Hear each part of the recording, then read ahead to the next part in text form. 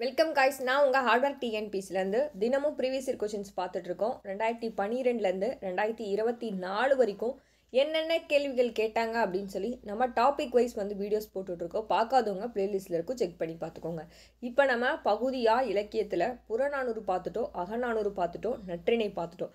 இப்போ நாலாவதாக என்ன டாபிக் பார்க்க போகிறோம் அப்படின்னு பார்த்தீங்கன்னா குறுந்தொகை. குறுந்தொகையில் இது வரைக்கும் எத்தனை கேள்விகள் கேட்டிருக்காங்க அப்படின்னா 30 கேள்விகள் கேட்டிருக்காங்க. சரி, ஓகே. இந்த 30 கேள்விகள் பார்க்கறதுக்கு முன்னாடி ஸ்கூல் புக்கில் எங்கே இருக்குது அப்படின்னு சொல்லி நம்ம பார்த்துட்டு அதுக்கப்புறம் குறுந்தொகை பார்க்கலாம். இந்த 30 கேள்விகள் குறுந்தொகை அப்படின்னு பார்த்தீங்கன்னா ஃபஸ்ட்டு நம்ம ஓல்டு புக்கில் பார்க்கலாம். ஓல்டு புக் பார்க்கும்போது நம்ம பாடல் வரிகள் பார்க்க தேவையில்ல, சும்மா என்ன லைன் அப்படின்னு பார்த்துட்டு நம்ம நூல்வெளி மட்டும் பார்க்கலாம். ஏன்னா நிறையா படிப்போம், 8 தொகை நூல்கள், 10 கீழ்கணக்கு நூல்கள்லாம் படிக்கும்போது நமக்கு நிறையா இருக்கும். ஒவ்வொன்றையும் நம்மளால் ஞாபகம் வச்சுக்க முடியாது, சரிங்களா? அதனால நம்ம எது இம்பார்ட்டன்ட் நூல் குறிப்பாக இதை மட்டும் நம்ம தெரிஞ்சுட்டு போகலாம். ஓல்டு புக்கில் பார்க்கலாமா? குறுந்தொகையை எப்படி பிரிக்கிறாங்கன்னு பாருங்கள். குறுமை கூட்டல் தொகை தான் என்ன அப்படின்னா குறுந்தொகை, சரியா? எத்தனை அடி சிறுமை? 4 அடி சிறுமையும் 8 அடி உடைய பெருமையும் ஆனதுன்றாங்க. ஆசிரியர் பாவால் இயற்றப்பட்டது. என்ன பாவகை அப்படின்னு கேட்பாங்க. என்ன பாவகை அப்படின்னு பார்த்தீங்கன்னா ஆசிரியர் பா, சரிங்களா? குறுந்தொகை எப்படி பிரிக்கிறாங்க? குறுமை கூட்டல் தொகை எந்த பா அப்படின்னு கேட்டால் ஆசிரியர் பா. எத்தனை அடி அப்படின்னா 4 அடியிலேருந்து 8 அடி வரைக்கும், சரிங்களா? 8 தொகை நூல்களில் முதலாவதாக தொகுக்கப்பட்ட நூல், சரிங்களா? முதலாவதாக தொகுக்கப்பட்ட நூல் அப்படின்னு பார்த்தா ஃபஸ்ட்டு 8 தொகை இருக்குது அப்படின்னா அதில் எந்த நூல் தொகுத்தாங்கன்னு கேட்பாங்க. எது அப்படின்னு பார்த்தீங்கன்னா இந்த குறுந்தொகை தான்.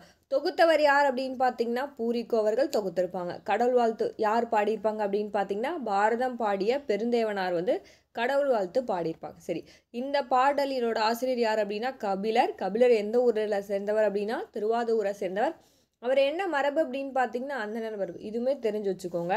கடையெழு வள்ளல்களில் ஒருவன் ஆகிய பாரியிடம் அவைக்கள புலவராக இருந்திருக்காரு. கபிலர் யார்கிட்ட அவைக்கள புலவராக இருந்திருக்கார் அப்படின்னு பார்த்தீங்கன்னா பாரிக்கிட்ட அவைக்கள புலவராக இருந்திருக்காரு.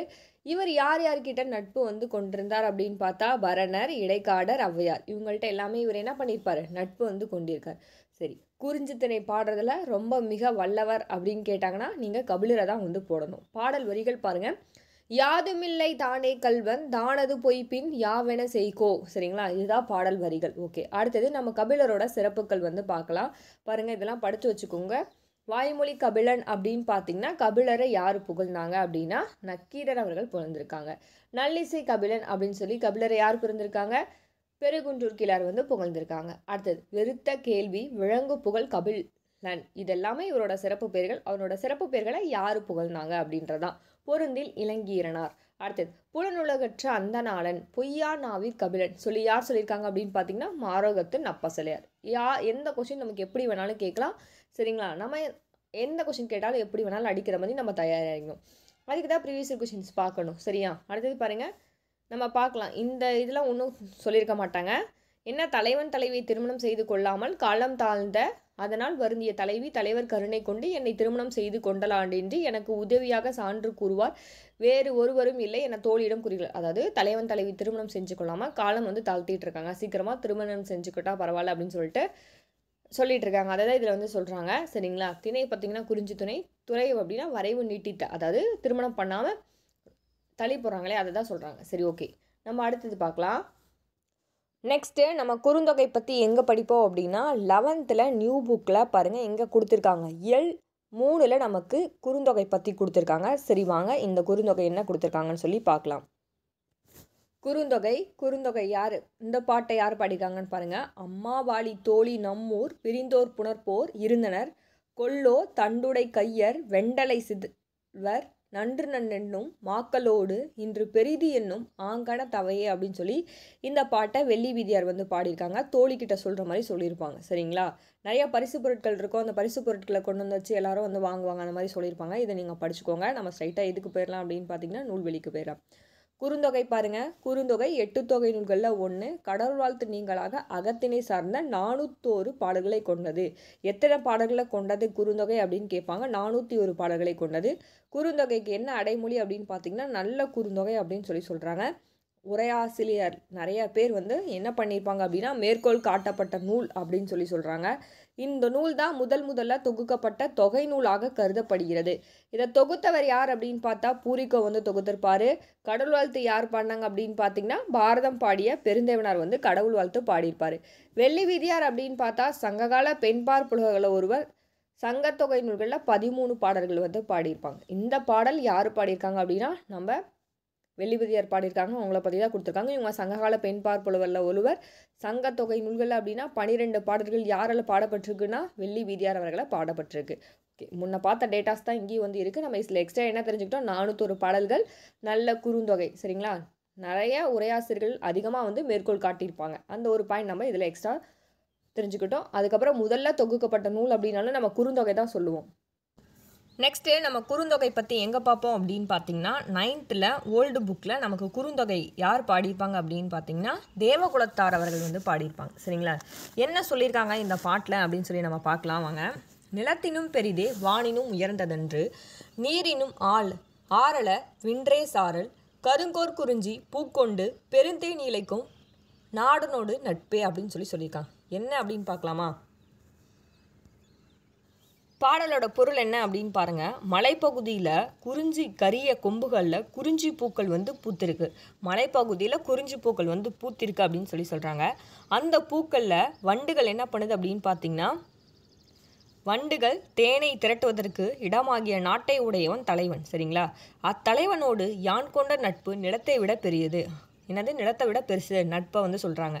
வானத்தை விட உயர்ந்தது, கடலை விட ஆழமானது அப்படின்னு சொல்லி தலைவி வந்து சொல்கிறா. ஓகேவா, இப்போ நம்ம ஸ்ட்ரைட்டாக நூல் குறிப்புக்கு வந்து போயிடலாம். குறுந்தொகையை நம்ம எப்படி பிரிக்கலாம்? குறுமை கூட்டல் தொகைன்னு பிரிக்கலாம். குறைந்த அடியளவால் பாடப்பெற்ற பாடல்களோட தொகுப்பு தான் நம்ம என்ன சொல்லுவோம் அப்படின்னா குறுந்தொகைன்னு சொல்லுவோம். இந்த நூல் அப்படின்னு பார்த்தா 8 தொகை நூல்களில் 1. கடவுள் வாழ்த்து சேர்த்து 401 பாடல்களை கொண்டது. அகப்பொருள் பற்றிய பாடல்கள் பல்வேறு காலங்களால் வாழ்ந்த புலவர்கள் வந்து பாடியிருக்காங்க. குறுந்தொகை எப்படி பிரிக்கிறாங்க? குறுமை கூட்டல் தொகை ஃபர்ஸ்ட் பாயிண்ட்டு. குறைந்த அடிகள் தான் இருக்கும். அடுத்தது 8 தொகை நூல்களில் 1. கடவுள் வாழ்த்து உட்பட 401 பாடல்கள் வந்து இருக்குது. இந்த பாடல்கள் வந்து குறைஞ்சது 4 அடியும் அதிக அளவான எத்தனை அடி? 4 அடி to 8 அடி வந்து சொல்கிறாங்க. இந்த நூலை தொகுத்தவர் யார் அப்படின்னா பூரிக்கோ வந்து தொகுத்திருக்காங்க. கடவுள் வாழ்த்து யார் பாடினாங்க அப்படின்னா பாரதம் பாடிய பெருந்தேவனார் வந்து கடவுள் வாழ்த்து வந்து பாடியிருக்காங்க. சரிங்களா, இந்த பாடல் ஆசிரியர் குறித்த செய்திகள் வந்து நமக்கு கிடைக்கல அப்படின்னு சொல்லியிருக்காங்க.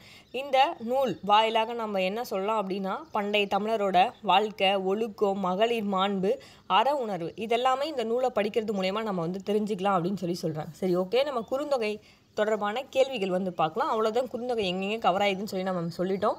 இப்போ நம்ம ஸ்ட்ரைட்டாக கேள்விக்கு போயிடலாம். ஓகேவா? ஓகே, குறுந்தொகை பற்றி உங்களுக்கு ஐடியா கிடச்சிருக்கும். பாடல்கள் எத்தனை? 401 பாடல்கள். சரிங்களா, 203 புலவர்கள் ஆசிரியர்கள் அப்படின்னு கேட்டாங்கன்னா 203 புலவர்கள். தொகுத்தவர் யார் அப்படின்னு பார்த்தோம். பூரிக்கோவர்கள் வந்து தொகுத்தாங்க அப்படின்னு சொல்லி நம்ம பார்த்தோம். அடிகள் அப்படின்னா 4 அடி சிறுமையும் 8 அடி பெருமையும் கொண்டதுன்னு நம்ம பார்த்தோம். அடுத்தது பாவகை அப்படின்னு பார்த்தீங்கன்னா அகவற்பா. வகை அப்படின்னா அகவற்பா வந்து பார்த்தோம். நூல் வகை என்ன நூல் அப்படின்னு கேட்டாங்கன்னா இது வந்து அகநூல். சரிங்களா, என்ன நூல் அப்படின்னு கேட்டாங்கன்னா அகநூல். கடவுள் வாழ்த்து யார் பாடினாங்க? பாரதம் பாடிய பெருந்தேவனார் தான் என்ன பண்ணியிருப்பாங்க? கடவுள் வாழ்த்து வந்து பாடியிருப்பாங்க. சரிங்களா, குறுந்தொகைக்கு தெய்வம் அப்படின்னு பார்த்தீங்கன்னா நம்ம முருகன் வந்து சொல்லலாம். தெய்வம் அப்படின்னா நம்ம முருகன் வந்து சொல்லலாம். குறுந்தொகையை நம்ம எப்படி பிரிக்கலாம்? குறுமை கூட்டல் தொகை அப்படின்னு சொல்லி பிரிக்கலாம். குறுமை கூட்டல் தொகை தான் என்ன அப்படின்னா குறுந்தொகை. சரிங்களா, கடவுள் வாழ்த்து நீங்களாக எத்தனை பாடல்கள் இருக்குது? 401 பாடல்கள் இருக்குது. சரியா, பண்டை தமிழரோட வாழ்க்கை, ஒழுக்கம், மகளிர் மாண்பு, அற உணர்வு இதெல்லாமே இந்த பாடல் மூலயமா நம்ம தெரிஞ்சுக்கலாம் அப்படின்னு சொல்கிறாங்க.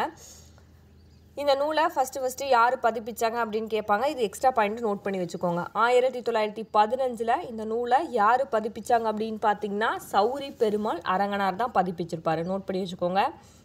சௌரி பெருமாள் அரங்கனார் தான் என்ன பண்ணியிருப்பாங்க அப்படின்னா இந்த நூலை ஃபஸ்ட்டு பதிப்பிச்சிருப்பாங்க. ஓகேங்களா, நோட் பண்ணி வச்சுக்கோங்க தெரியாதவங்க.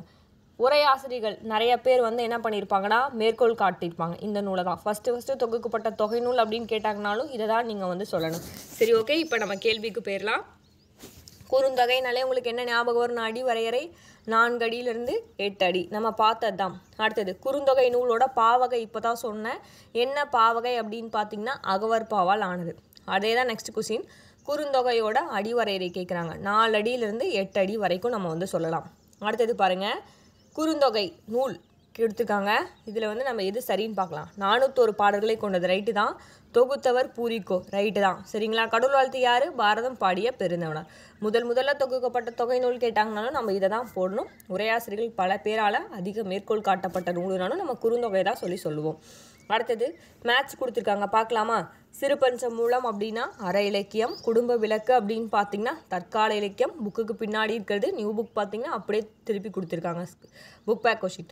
சிவக சிந்தாமணி அப்படின்னா காப்பி இலக்கியம், குறுந்தொகை அப்படின்னா சங்க இலக்கியம். சரிங்களா? குறுந்தொகைன்னா நம்ம என்ன போடுவோம்? சங்க இலக்கியம் வந்து போடணும். அடுத்தது பாருங்கள், கருங்கோர் குறிஞ்சி பூக்கொண்டு பெருந்தேன் இழைக்கும் நாடனோடு நட்பே இப்பாடல் வரிகள் இடம்பெற்றுள்ள நூல் அப்படின்னு பார்த்தீங்கன்னா இப்போ தான் நம்ம பார்த்தோம். 9th தேவகுலத்தார் வந்து பாடுறாங்க அப்படின்னு சொல்லி நம்ம பார்த்தோம். சரிங்களா? 9th யார் பாடினாங்க? தேவகுலத்தார் பாடினாங்கன்னு இந்த பாட்டை நம்ம பார்த்தோம். ஓகேவா? அடுத்தது பாருங்கள், கொங்குத்தேர் வாழ்க்கை அஞ்சுரை தம்பி காமம் செப்பாது கண்டது மொழிவே இந்த பாடல் வரிகள் இடம்பெற்றுள்ளது எதில் அப்படின்னு கேட்குறாங்க. சரிங்களா? இந்த பாடல் வரிகள் இதில் வந்து இடம்பெற்றிருக்கு அப்படின்னு பார்த்தீங்கன்னா குறுந்தொகையில் தான் இடம்பெற்றிருக்கு. ஓகேவா?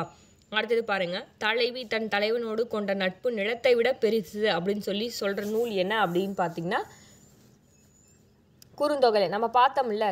என்ன சொன்னோம்? நசை பெரிதுடையார் நல்கும் நல்குவர் பிடிப்பசி களைய பெருங்கை வெள்ளம் மென்சினை யா பொழிக்கும் அன்பின தோழி அவர் சென்றாரே அப்படின்னு சொல்லி என்ன சொல்லியிருப்பாங்க? ஒரு பொருளீற்ற தலைவன் வந்து போகிறான். அப்போ வழியில் அந்த பெண் யானை இருக்குது.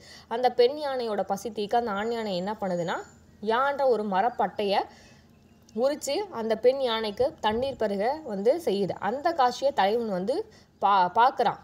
அதை உடனே தோழிக்கிட்ட அதை நினைவுபடுத்துறதுக்காக தோழி வந்து தலைவி கிட்ட வந்து சொல்கிறாங்க. இதை தான் வந்து அந்த பாட்டில் வந்து சொல்லியிருப்பாங்க. அதான் நசை பெருது உடையார் நல்கும் நல்குவர் பாலை பெருங்கடுக்கம் வந்து பாடியிருப்பார். சரிங்களா? 37வது பாடலை பாடியிருப்பார் பாலை திணையில். அந்த பாட்டிலேருந்து தான் அந்த பாட்டில் என்ன கான்செப்ட் சொல்கிறாங்களோ அதை வந்து கொடுத்துருக்காங்க. அடுத்தது பாருங்கள், செம்புல பெயர் நீர் போல இவ்வரி இடம்பெற்ற நூல் அப்படின்னு பார்த்தீங்கன்னாலும் குறுந்தொகையில் தான். செம்புல பெயர் நீர் போல அப்படின்னா இந்த வரி எதில் இடம்பெற்றிருக்கு அப்படின்னா குறுந்தொகையில் வந்து இடம்பெற்றிருக்கு. சரிங்களா? அடுத்தது பாருங்கள், குறுந்தொகை பாடலோட அடி வரையறை 4 அடி சிறுமையும் 8 அடி பெருமையும். இது உங்களுக்கே தெரியும். அடுத்தது மேட்ச் த ஃபாலோவிங் பாருங்கள். வினையே ஆடவர் குறியர் அப்படின்னா குறுந்தொகை. சரியா? அடுத்தது உடம்பை வளர்த்தேன் உயிர் வளர்த்தேனா திருமூலர் போற்றுங்க. முன்னீர் வழக்கம்னாலே தொல்காப்பியர் தான். அடுத்தது விரல்கள் 10 மூலதனம் தாராபாரதி. சரிங்களா? இதுவும் ஈஸி தான், இதெல்லாம் நம்ம போட்டுடலாம். வினையே ஆடவர் குறியர் என கூறும் நூல் அப்படின்னு பார்த்தா குறுந்தொகையில் தான் நம்ம சொல்லுவோம். வினையே ஆடவர் குறியவர் அப்படின்னு சொல்கிறது குறுந்தொகையில் நம்ம சொல்லுவோம். குறுந்தொகையோட அடி வரையறை வினையே ஆடவர் குறியர் அப்படின்னு பார்த்தா இதில் எதை சொல்லியிருப்பாங்க? பாலை பாடிய பெருங்கடுக்கோ வந்து அந்த பாடலை வந்து பாடியிருப்பார். குறுந்தொகையோட அடி வரையறை 4 அடி சிறுமையும் 8 அடி பெருமையும் கொண்டது. நிலத்தின் பெரிதே வானினும் உயர்ந்ததன்று என்று தலைவன் மீதான நட்பை வியந்து பாடுவதாய் அமைந்த பாடல் நூல் தான் என்ன அப்படின்னு பார்த்தா நமக்கு குறுந்தொகை வந்து சொல்கிறாங்க. 9th இந்த பாட்டு நம்ம பார்த்தோம். என்ன அது? நிலத்தினும் பெரிதே வானினும் உயர்ந்ததன்று நீனினும் ஆறல வின்சென்றே சாரல் கருங்கோர் குறிஞ்சி பூக்கொண்டு பெருந்தே நிலைக்கும் நாடனோட நட்பே அப்படின்னு சொல்லி நம்ம இதில் பார்த்தோம். 9th நம்ம தேவகுலத்தார் பாடின பாடல் வந்து பார்த்தோம். சரிங்களா? அடுத்தது பாருங்கள், எழுத்து என்பதற்கு ஓவியம் என பொருள் கூறும் நூல் அப்படின்னா பரிபாடலும் குறுந்தொகையும் வந்து நம்ம சொல்லலாம். குறுந்தொகையை தொகுத்தவர் யார் அப்படின்னா பூரிக்கோ அவர்கள் வந்து தொகுத்திருப்பாங்க.